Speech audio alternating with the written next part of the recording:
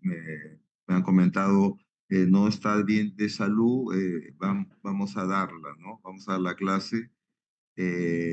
Entonces, es una clase en la cual se habla sobre el síndrome ascítico edematoso. Vamos a hablar básicamente sobre el problema de la ascitis, que es un problema que se ve en el aparato digestivo, ¿no? Y que tenemos que evaluar en forma adecuada. Y acá está, ¿no? Entonces, con respecto a la ascitis, es la acumulación de líquido en la cavidad peritoneal. Es la acumulación de líquido en la cavidad peritoneal. Normalmente, yo creo que normalmente se puede encontrar entre 50 hasta 100 mililitros de líquido ascítico en el peritoneo.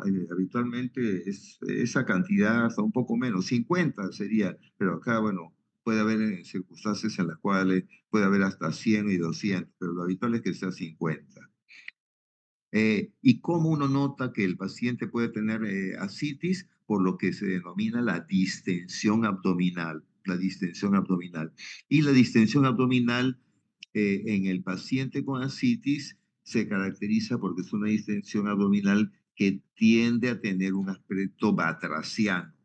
¿Cómo es el aspecto de la distensión abdominal batraciana?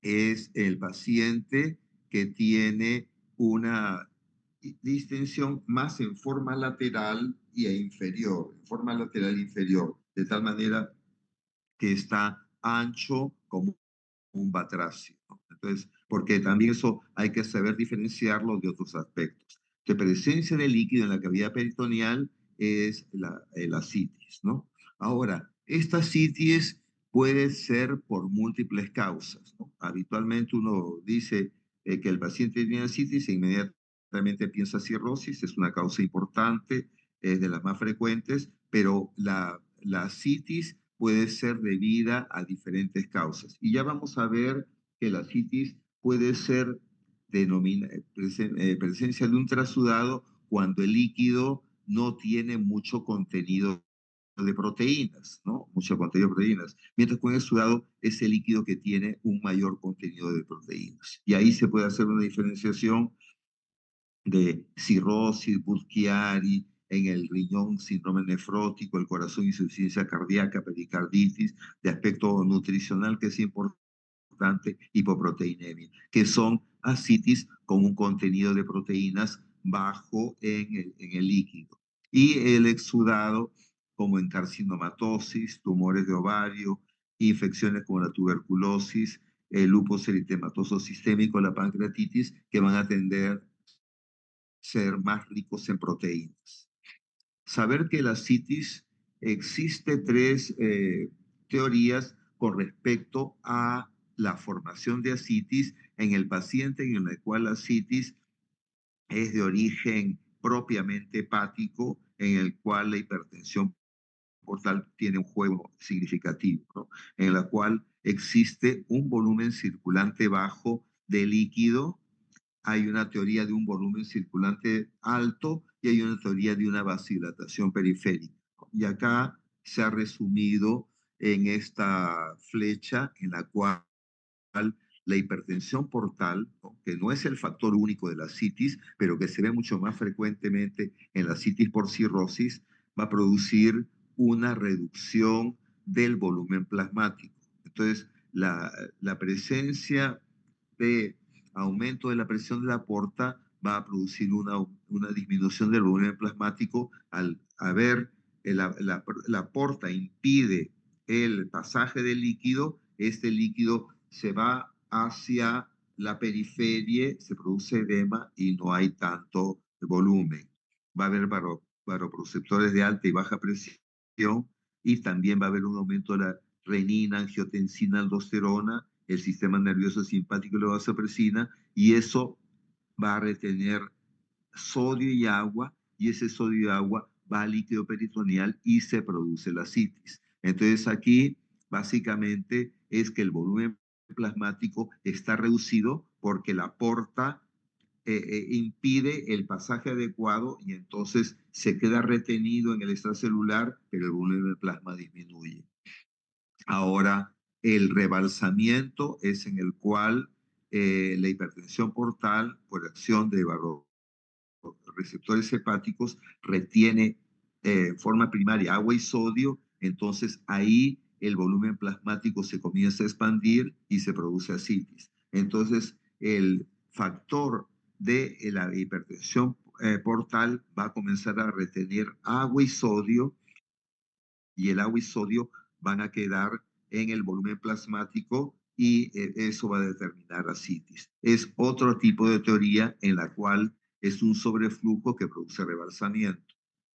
Y también existe la teoría de que la hipertensión portal produce una combinación de vasodilatación esplácnica. La vasodilatación esplácnica significa que los vasos sanguíneos a nivel de intestino, a nivel de vaso, comienzan a dilatarse y eso genera de que se queda, aumenta los vasos sanguíneos en algunos órganos, pero disminuye el volumen plasmático general. Entonces, el sistema renina, angiotensina, aldosterona está estimulado, el sistema nervioso simpático está estimulado, la vasopresina, y eso va a hacer que al haber una disminución del volumen plasmático, hay una disminución de filtración glomerular y el riñón responde aumentando la reabsorción de sodio. Y el sodio va a jalar agua y va a haber un aumento del volumen plasmático. Este balance de sodio compensado, ¿no? Está mediado por el factor natriurético auricular.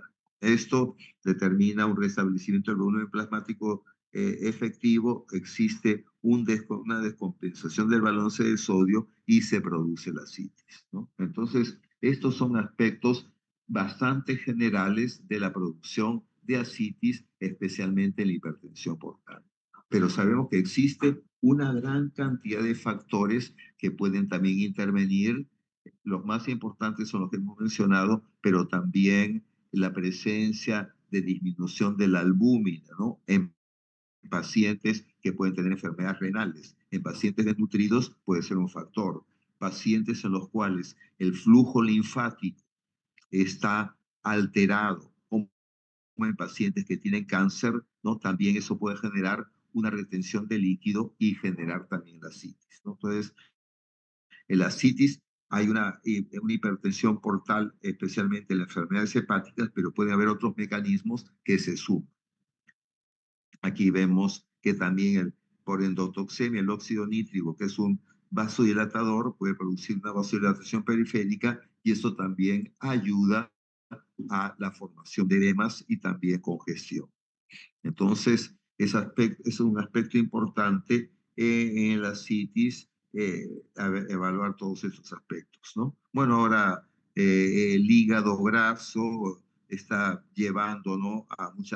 a muchos factores que hacen de que el hígado no comience a metabolizar bien y en los pacientes con hígado graso puede haber aumento de riesgo.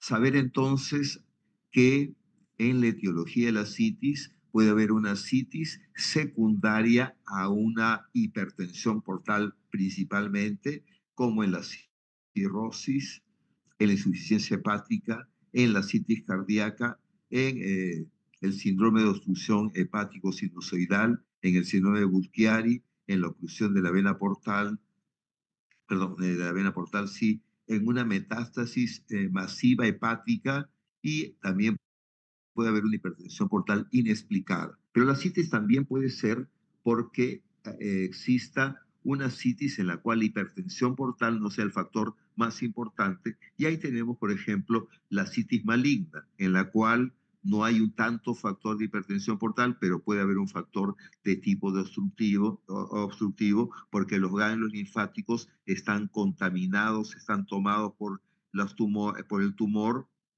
y eso hace que el flujo linfático esté alterado y eso va a hacer que el líquido de las vías de los linfáticos vaya a producir ascitis. Y también ascitis de hipertensión no portal, benigna, pero no benigna entre comillas, en la cual puede ser por tuberculosis, por peritonitis fúngica, moniliasis, ascitis pancreática, peritonitis bacteriana secundaria, enfermedad del tejido conectivo, gastroenteritis eosinofílica, síndrome nefrótico, ascitis relacionada a la diálisis, ¿no? La diálisis peritoneal también puede producir ascitis en los pacientes con insuficiencia renal. Entonces sabemos de que la ascitis es una causa en la cual, si bien la cirrosis puede explicar mucho de ellos, hay otros aspectos en los cuales se produce ascitis también.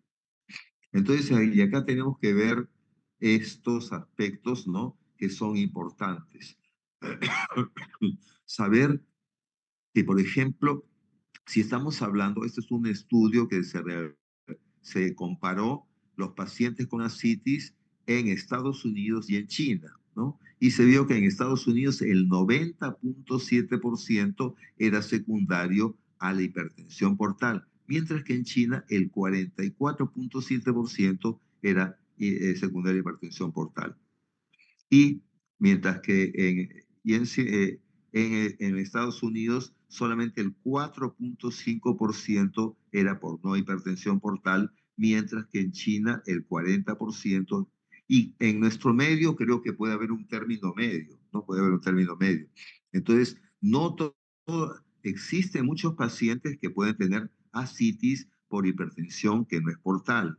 En pacientes que tienen compromiso metastásico del peritoneo, pacientes en los cuales hay peritonitis tuberculosa, que ha disminuido bastante, pero todavía es frecuente encontrar pacientes, ascitis pancreática, peritonitis bacteriana secundaria, ascitis quilosa, enfermedad del tejido conectivo y las que estamos revisando ahora, ¿no? Entonces es una cosa a tener en consideración. Bueno, con respecto a la ascitis, ¿no? Saber que de acuerdo a la edad uno puede ver, ¿no? Si hay un niñito que presenta ascitis, lo que uno va a pensar principalmente es un niño en el cual hay una desnutrición proteica significativa, la albúmina ha disminuido y eso hace que el líquido se quede retenido, hay edema, ¿no? Hay en la sarca y hay ascitis. En el síndrome nefrótico también es un mecanismo similar, pero no por la parte nutricional, sino porque el riñón está eliminando proteínas, albúmina en cantidad importante y eso va a generar un edema, ¿no? Y eso va a generar ascitis. En los adultos, la hepatopatía crónica, nefropatías, tuberculosis, y en los ancianos siempre ya pensar que hay la posibilidad de neoplasias aumenta, ¿no? En mujeres es más frecuente ascitis por problemas tiroideos, lupus, ¿no? Y hepatopatía crónica. Pero esto es relativo, ¿no? Ahora, en nuestro medio, los que vemos siempre por encima de todo es la ascitis de tipo cirrótica. Y siempre hay que averiguar la procedencia, porque de acuerdo a ello también, por ejemplo, en zonas en las cuales son endémicas la hepatitis B o la hepatitis C, la hepatitis B es la que tiene una mayor endemicidad a nivel de zona, ¿no? Como en la zona de Ceja de Selva, la zona de Abancay, la zona de Ayacucho, en Huanta, ¿no? En la cual se puede encontrar la presencia de ascitis. Otros aspectos importantes en los pacientes que tienen problemas de ascitis es el antecedente, ¿no? Y entonces, obviamente, la persona que tiene una historia de abuso de alcohol de años, de uso de alcohol de años, ese dato va a ser significativo e importante. Pacientes que han tenido hepatitis en la infancia, porque esto, como ya habíamos mencionado en otras clases, ocurre en el transcurso del tiempo. La insuficiencia cardíaca, pericarditis, entonces en el paciente que tiene datos de que el paciente tiene insuficiencia cardíaca, principalmente derecha, esto puede ser una causa importante. En los pacientes con síndrome nefrótico, es decir, aquel que pierde grandes cantidades de proteína, principalmente de albúmina, también la ascitis va a ser un dato importante. Medicamentos que puedan producir ascitis, hay en tenerlos en consideración. En este momento no tengo ningún medicamento que pueda generar, pero sería algún medicamento en el cual esté dañando el mecanismo de drenaje, de liberación de líquido en el organismo, es decir, que puede dañar el riñón, puede dañar el hígado y pudiera eso generar así. Síndromes consultivos, el paciente tuberculoso, las neoplasias, hay también, aparte del problema de obstrucción de los linfáticos, de los vasos y también de la infiltración neoplásica o los tuberculomas en el peritoneo, también hay la baja de peso, ¿no? La nutrición que hemos visto y transfusiones sanguíneas en las cuales se ha transmitido eh, eh, eh, la hepatitis B o hepatitis C y eso ha generado daño hepático. ¿Cuáles son los síntomas cardinales? Entonces, indudablemente, para que uno piense en ascitis, uno tiene que ver que el paciente tiene el abdomen distendido, está elevado. Claro, uno dice será gordura, ¿no? Pero obviamente uno va a notar algunos aspectos diferenciales que nos van a indicar que el cuadro que tiene es un cuadro de ascitis. Eh, esa sensación de pesadez en el abdomen, o indudablemente hay presencia de líquido. Como digo, la presencia de ascitis es aquel líquido que aumenta por encima de 100 mililitros, ¿no? Por encima de 100 mililitros. Ahora, uno puede notar que el paciente tiene ascitis en general cuando ya ha superado 1 litro de líquido ascítico. 500 mililitros se puede sospechar, ahora que tenemos en una ecografía, uno puede evaluarlo y eso se puede sospechar sin problemas. Pero el examen físico, a partir de 1 litro, puede uno encontrar presencia de ascitis. Síntomas accesorios, ¿no? La presencia de dolor abdominal. Bueno, el dolor abdominal, en la medida que el abdomen se distiende, puede haber dolor. Ahora, como esto es un dato gradual, ahí pueden haber ascitis agudas severas en las cuales el dolor abdominal va a ser mucho más notorio, pero generalmente como la distensión abdominal es una cosa que ocurre poco a poco con el transcurso de los días, este dolor no es algo tan marcado hasta que ya la distensión es muy marcada. La presencia de diarrea, que se ha puesto acá como signo accesorio, bueno, está en relación a enfermedades asociadas, como por ejemplo el paciente que tiene una tuberculosis peritoneal puede también tener una tuberculosis enteroperitoneal y puede haber diarrea. La presencia de disnea sí es un dato importante porque eso nos indica que el líquido acítico está ya dificultando la respiración. Y al estar dificultando la respiración, entonces el paciente el diafragma, ¿no? El líquido está presionando el diafragma y entonces cuando uno tiene que inspirar y expirar, hay dificultad y el paciente comienza a agitarse porque no está teniendo una amplexación de los pulmones de forma adecuada y el paciente va a tener más sed de aire y va a tener disnea. La fiebre es un dato importante tener en consideración porque hay enfermedades infecciosas que pueden producir la fiebre, que pueden producir ascitis y producen fiebre. O también en pacientes que puedan tener cirrosis y esa cirrosis pueda complicarse. Los pacientes cirróticos tienen una gran facilidad a tener infecciones sobreagregadas y en el caso de la ascitis pudiera haber una peritonitis bacteriana espontánea.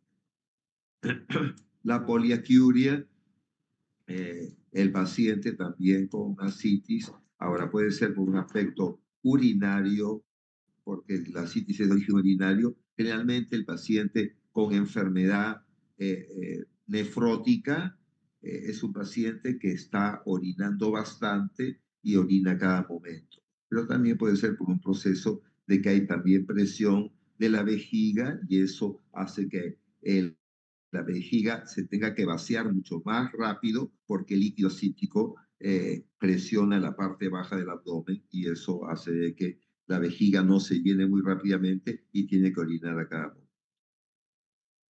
Entonces, al examen físico, de acuerdo al tipo, vamos a encontrar que muchos de los pacientes están desnutridos, van a encontrar estigmas hepáticos. ¿Y cuáles son los estigmas hepáticos? Entonces, si el paciente tiene cirrosis, uno puede encontrar la presencia de circulación colateral. Uno puede encontrar la presencia de eritema palmar o las palmas hepáticas, un enrojecimiento principalmente de las palmas de las manos. Puede encontrar edema generalizado, eh, eh, edema generalizado, los miembros inferiores, el escroto, la presión genital, ¿no? Entonces, al examen general. Y bueno, al examen del abdomen, uno va a encontrar la distensión abdominal, los flancos abombados. Es característico que la cicatriz umbilical esté protruida. Pacientes que tienen distensión abdominal y no tienen ascitis, generalmente rara vez protruye la cicatriz umbilical. En el paciente con ascitis, eso ocurre mucho más frecuente. Circulación colateral y la piel es brillante, tensa y lisa. Entonces acá tenemos al paciente viéndolo de costado, algunas formas en las cuales el abdomen está distendido. Una distensión generalizada con el ombligo deformado, obesidad o metonismo. Cuando la distensión está predominio en la región superior, dilatación gástrica, quiste pancreático, carcinomatosis. Esta distensión con el ombligo prominente y hacia los costados y el abdomen de tipo batraciano es para pensar más en el paciente que tiene cirrosis. Distensión abdominal en la mitad inferior, una gestación, un tumor ovárico o retención vesical. En el tercio inferior también fibroma uterino, embarazo, distensión vesical. Y cuando el abdomen está deprimido, lo característico es que el paciente es un paciente desnutrido, que es obviamente lo opuesto a la presencia de un abdomen distendido. Saber que la circulación colateral puede ser, como habíamos mencionado en la hipertensión portal, puede ser el tipo de cabeza de medusa que está en relación a hipertensión portal en el paciente cirrótico y puede haber circulación venosa tipo cava por alguna alteración en la cual la porta no es el factor principal, sino la vena cava por algún tipo de lesión en extremidades inferiores o a nivel pélvico. Cuando examinamos al paciente, obviamente ya hemos visto la ectoscopía, luego de eso, bueno, escuchamos los ruidos cardíacos y por la presencia de líquido va a hacer que los ruidos estén disminuidos, ¿no? No es que esté alterado los ruidos del intestino, sino que al estar el líquido en cierta cantidad, los ruidos van a estar más apagados porque están siendo opacados por esa cantidad de líquido. A la percusión, bueno, primero hacemos la palpación. Entonces acá tenemos la palpación y en la palpación un aspecto importante va a ser la presencia del signo de la oleada. Como están viendo acá, hay una mano en la cual uno presiona. En este caso, la mano que está en el hipocondrio derecho presiona el abdomen. Hay un acompañante, hay un ayudante en el cual pone la mano en el medio, en la región medio umbilical, para que el movimiento de presión no confunda con el movimiento del abdomen, de la pared abdominal, sino que se pueda ver el líquido que va de un lado a otro desde la zona del peritoneo. Y entonces eso puede ser el signo de la oleada. El signo del témpano es que en los pacientes que tienen ascitis, uno no puede palpar el hígado, ¿no? O tiene mucha dificultad en palpar el hígado, solo que el hígado sea muy grande. Y entonces, cuando uno presiona el abdomen, entonces lo que uno no palpa el hígado, pero va a palpar la vibración de algo que se mueve entre la pared abdominal y el líquido, y eso nos indicaría que hay líquido acítico y que puede haber un hígado que esté aumentado de tamaño. Se puede hacer en pacientes en los cuales la citis no es demasiado tensa. Entonces regresamos acá a lo que es la palpación, la percusión, y en la percusión lo que vamos a encontrar es que el lado B, la imagen B, es la característica del ascitis en el paciente de tipo cirrótico.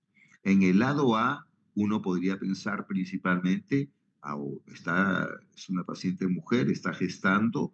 En el paciente varón pudiera ser de que el paciente tiene un globo vesical. Hay personas que tienen problemas de la próstata y entonces la orina se acumula y puede haber un globo vesical o puede ser inclusive un quiste de ovario. Entonces, el lado B es lo más característico, que se va a los costados, ¿no? A los costados. Y por eso es que uno va a hacer que el paciente haga lo que es la matidez desplazable. Entonces, uno percute primero al paciente en decúbito supino y después lo pone en del cúbito lateral derecho y del cúbito lateral izquierdo. Y el líquido ascítico que estaba en el paciente, por decir, en el flanco o en la fosa ilíaca izquierda, si se pone de cúbito lateral derecho, todo el líquido se va a ir al lado derecho, y entonces lo que era mate en este lado izquierdo ya comienza a resonar, ¿no? Entonces eso se llama el signo de la matidez desplazable, porque el líquido se mueve libremente en el peritoneo. Hay circunstancias como los pacientes que tienen adherencias o bridas por una cirugía, o lo típico es el paciente tuberculoso, que a veces ese líquido no se mueve y entonces uno tiene que, a veces hay un poquito de duda, ¿no? Pero eso se puede diferenciar claramente. Entonces la palpación, vamos a ver lo que es la resistencia de la pared abdominal, la presencia de masas, irritación peritoneal. Cuando hay líquido ascítico y un poco de irritación, podemos estar también eh, siendo, eh, estar presenciando una peritonitis bacteriana espontánea en pacientes que tienen cirrosis, ¿no? La hepatomegalia dolorosa se ve especialmente en insuficiencia cardíaca. El hígado duro, nodular, puede ser en cirrosis, pero cuando es pétreo, generalmente son metástasis hepáticas. Y la esplenomegalia se puede ver en pacientes que tienen hipertensión portal, es decir, que tienen cirrosis y también tienen esplenomegalia, como había mencionado yo en la clase de hipertensión portal. Exámenes laboratorio, indudablemente uno tiene que hacer una serie de exámenes y eso nos pueden ayudar a determinar mejor la presencia, qué características hay, ¿no? Aquí lo que tenemos que ver siempre también es cómo están las proteínas en la sangre. Vamos, si hay líquido ascítico, indudablemente uno puede hacer retirar líquido ascítico del abdomen, ¿no? Y el líquido ascítico se retira a través, vamos a ver, de una incisión, ¿no? Tenemos aquí al paciente y al paciente le sacamos el líquido ascítico del abdomen. Entonces, ¿qué zonas del abdomen son adecuadas para sacar el líquido ascítico? Hay lo que llaman el punto de Munro. De punto de Munro. Uno traza una línea desde la cicatriz umbilical del ombligo hasta la cresta ilíaca superior.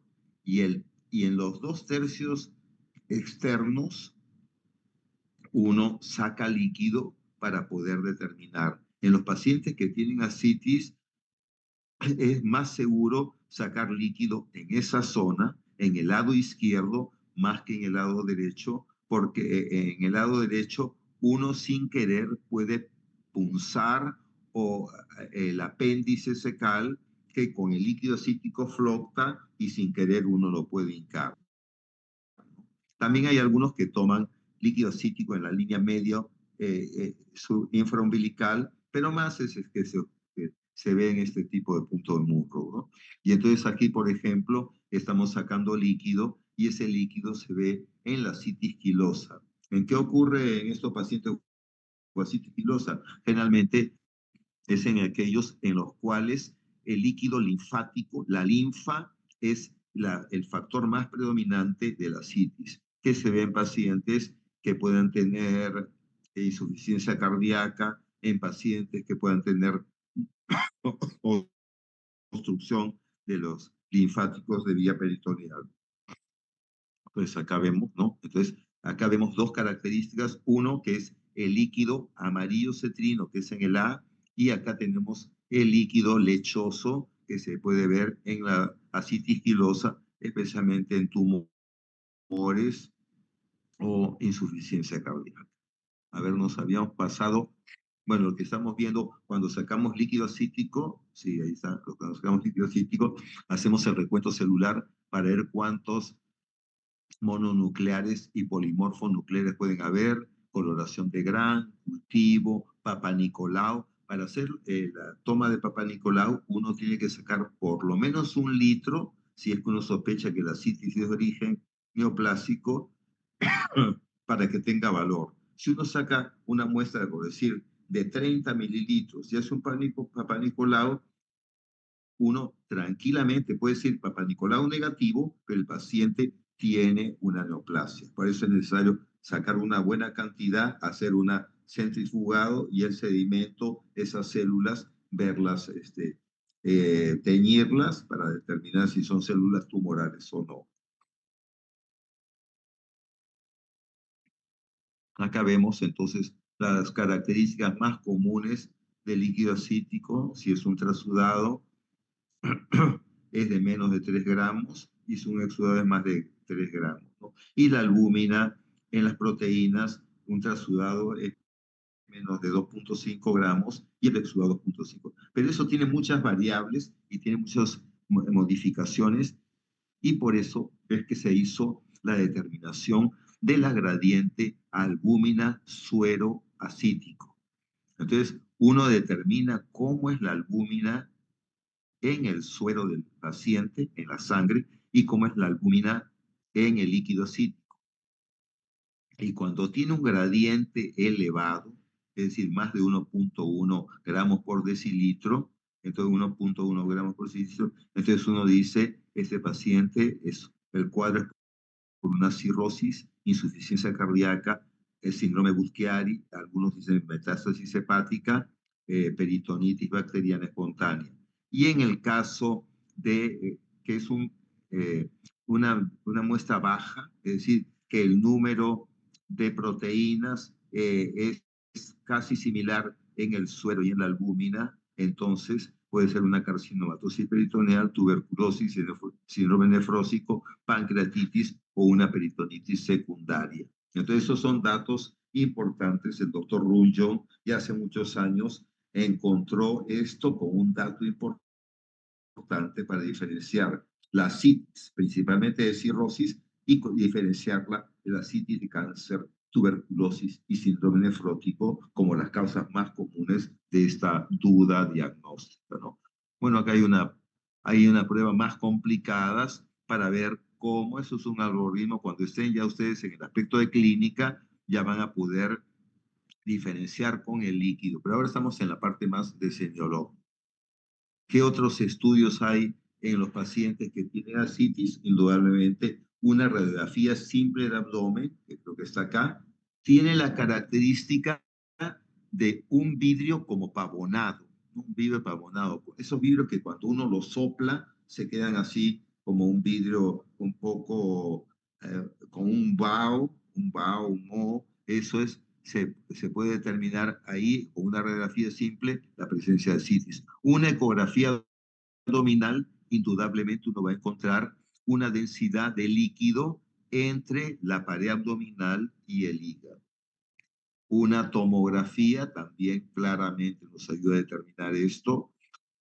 Y también, como digo, varios datos de tomografía son datos importantes. Pero en la gran mayoría de los pacientes, cuando la citis es significativa, el examen físico es suficiente para estos diagnósticos. Bueno, acá hay un paciente en el cual ha sido operado por una cirrosis, había un compromiso edematoso, un compromiso marcado. eh, y acá tenemos el paciente con esta enfermedad cirrótica en la cual hay nódulos macronodulares. Acá también en la citis tuberculosa también. Y lo que llama la atención siempre en estos pacientes es la presencia de adherencia. Acá vemos un paciente que lo que llama la atención es que el paciente está en una posición de ortopnea, semisentado, porque el paciente tiene una insuficiencia cardíaca con edema de miembros inferiores y se ve que el abdomen está distendido. Eso sería un poco el resumen de lo que hemos evaluado en el cuadro de ascitis. ¿Alguna pregunta ahí a la distancia? Sí, doctor, yo tendría una pregunta. ¿Me Sí, escucha? sí, Yo he sí, visto sí, que cuando claro, las sí, personas, justo en los hospitales y lo que comentaban los doctores es que cuando una persona tiene ascitis y quieren extraer el líquido, muchas veces sí, los internos o los residentes se retraen por miedo a perforar una víscera. Y había visto de que ajá. normalmente lo hacen con un eco, ¿no? O sea, con un ecógrafo para poder ayudarse. ¿Eso siempre es así? ¿Siempre se da eso? Claro, obviamente uno para que uno pueda tomar una muestra en forma adecuada, uno tiene que ver que la ascitis es significativa, es decir, que uno hace la palpación y la percusión y uno ve que hay el líquido acítico, ¿no? Hay líquido acítico en enfermedad, es decir, aquellos que tienen por encima de 2 litros de líquido acítico. En el caso del paciente que tenga poca cantidad de líquido, hay una forma que no es muy habitual de hacer, es que al paciente se le pone de rodillas y con las manos también, una posición como de can, se podría decir, y el abdomen está ahí distendido y uno con una aguja a nivel de, por debajo de la cicatriz umbilical, uno puede sacar el líquido. Pero eso es en algunos casos. Ahora, como hay la presencia de ayuda ecográfica, eso se puede hacer. Pero cuando el paciente tiene una buena cantidad de líquido, la toma de la muestra se hace sin problemas. Como ustedes ven, un punto importante es ver el lugar donde hay menos vasos sanguíneos, que como les había dicho, es ese punto de Munro, ¿no? Y ustedes tienen que tomar una, un avocat, un avocat que es de 16 o hasta de 14, bueno, por lo menos un avocat 16, y con ello se toma. Ya saben ustedes que el avocat tiene como un trocar que es duro, pero inmediatamente que uno ingresa, saca eso y lo que tiene es una parte externa de plástico. Así que el factor irritativo o el factor de punción podría ser solamente al momento, ¿no? Pero uno va ingresando suavemente y uno puede evaluar y ver que al haber contacto con el peritoneo, el líquido ya aparece a nivel de la jeringa y uno puede saber exactamente que está con líquido, ¿no? Y cuando existe, pongamos, el riesgo de que uno pueda haber lesionado, entonces uno va a ver que va a salir sangre, ¿no? A veces lo que tiene es de que los pacientes que tienen cirrosis, uno puede haber agarrado un pequeño vaso, entonces sangra, pero después de unos 3 o 5 segundos, ya el color de la sangre se diluye y solamente uno ha rozado un vaso sanguíneo, ¿no? Pero si el sangrado sigue viniendo como sangre viva, uno inmediatamente tiene que interrumpir. Pero no es tan... En los pacientes que llegan a los hospitales, la citis es casi siempre se hace en pacientes en los cuales es notable la citis, ¿no? Si uno tiene dudas, indudablemente, y no está bien seguro que tiene citis, no puede hacer el examen. Listo, muy bien. Entonces espero que esto les haya servido, ¿no? Ya he dejado también la clase. Me parecía que no eran tan importantes, pero esto los he dejado también en el como una especie de apoyo a que ustedes lo puedan revisar. Eso sería todo. Listo. Muy bien, que tengan un buen examen y siempre, bueno, estudiar las cosas y ver a los pacientes y como digo, el interrogatorio, el examen, los datos, los antecedentes son los más importantes. Muchos saludos, hasta luego. Gracias, doctora. Hasta luego.